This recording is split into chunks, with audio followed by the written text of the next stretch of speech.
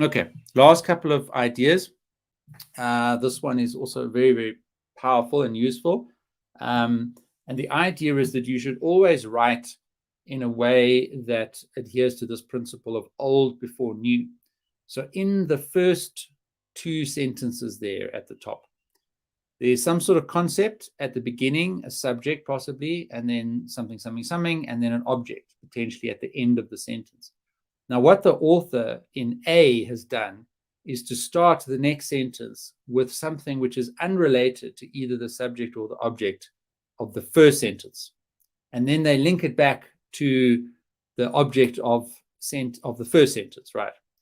And you'll find this in your writing, you're building on concepts, you're building up, you're starting from a shared understanding of something. And that's why you've got an introduction in your thesis. You start with a shared understanding that's coming from the contemporary world, and then you go through a process that gets more and more complex and builds an argument towards your findings and conclusions and application. And that actually happens at a sentence level.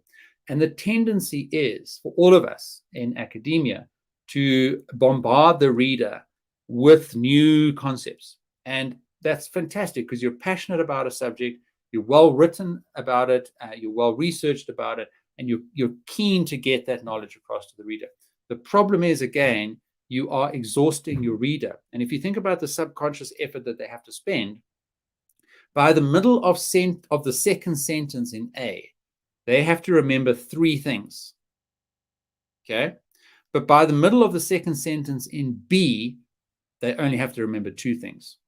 And you're giving them more time before you introduce that red topic, whatever it is the third idea or concept in that piece of writing.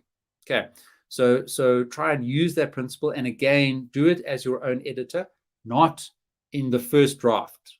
When you're doing your first draft and you're just generating writing, just get the writing out there.